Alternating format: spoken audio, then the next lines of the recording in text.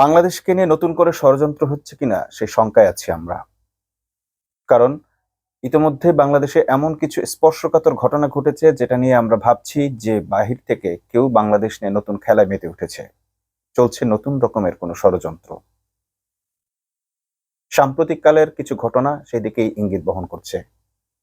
নূরকে বেদম প্রহার করে পিটিয়ে প্রায় অর্ধমৃত অবস্থায় হাসপাতালে নেওয়া হয়েছে।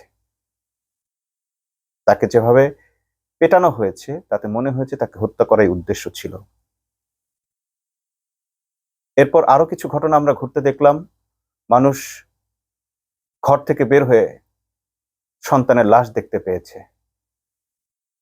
এরপর ভোলা এবার আমরা দেখলাম একজন আলেমকে প্রকাশ রাতের বেলা তার ঘরের ভেতর ঢুকে আগে থেকে ওত পেতে থেকে ঘরের ভেতরে বসে তাকে নির্মমভাবে হত্যা করা হয়েছে।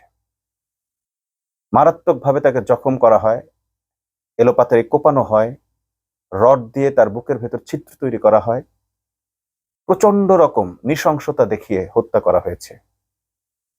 অন্যদিকে একটি মাজার কেন্দ্রিক অঘটন ঘটেছে। মাজারের লাশ তুলে পুড়িয়ে ফেলা হয়েছে, সেটিকে অনেক বড় করে সারা বিশ্বে প্রচার করা চলছে। অতঃপর সেই ঘটনায় আবার 5 জন ছাত্রলীগ এবং স্বেচ্ছাসেবক লীগ ধরাও পড়েছে। স্পর্শকাতর এই হত্যাকাণ্ডের ঘটনা এবং স্পর্শকাতর এই সব ঘটনা নিশ্চয়ই কোনো ষড়যন্ত্রের অংশ। ভোলায় যে আলেমকে হত্যা করা হয়েছে, আমিনুল ইসলাম নোমানী, তিনি অত্যন্ত খ্যাতিমান একজন সুবক্তা, জনপ্রিয় বক্তা। তাকে এভাবে ঘরে ঢুকে, তখন খুব বেশি রাত নয়, তিনি এশার নামাজ পড়ে বাড়িতে ঢুকছেন, ঠিক সেই মুহূর্তে তার উপর হামলা করে তাকে হত্যা করা হয়। তিনি কে? তিনি হেফাজতের একজন নেতা। এই যে আলেম সমাজকে উস্কে দেওয়া হচ্ছে, এই যে বিভিন্ন মহলকে উস্কে দেওয়া হচ্ছে, দেশকে একটি অস্থিতিশীল পরিস্থিতির দিকে নেওয়ার চক্রান্ত ছাড়া এটা অন্য কিছু হতে পারে? একদিকে এসব ঘটনা ঘটছে, আরেকদিকে প্রশাসন একদম নির্বিকার। হত্যার 12 ঘন্টা 24 ঘন্টার মধ্যেও তারা কাউকে অনুমান পর্যন্ত করতে পারছেন না কে করতে পারে সব ঘটনা।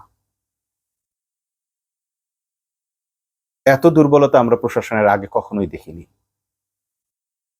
প্রশাসনকে আগে দেখেছি 6 ঘন্টার মধ্যেও তারা অনেক কিছু ঘটিয়ে ফেলতে পারেন যদি তাদের ইচ্ছা থাকে। এইসব ষড়যন্ত্র এখনই রুখতে হবে। আর সকলকে সতর্ক থাকতে হবে। ভবিষ্যতে মনে হচ্ছে, অদূর ভবিষ্যতে, অর্থাৎ খুব এই নির্বাচনের আগ মুহূর্তে আরো কিছু ঘটনা ঘটবে, সেন্সিটিভ ইস্যু নিয়ে ঘটনা ঘটবে। বাংলাদেশের সেন্সিটিভ ইস্যুর মধ্যে আছে নারী হত্যা, শিশু হত্যা, ছাত্র হত্যা, আলেম হত্যা। পরিকল্পিতভাবে এই ঘটনাগুলোকে ঘটানো হচ্ছে। আমরা এমনটাই আশঙ্কা করছি। এই ঘটনাগুলোর তড়িৎ ব্যবস্থা নেওয়া উচিত।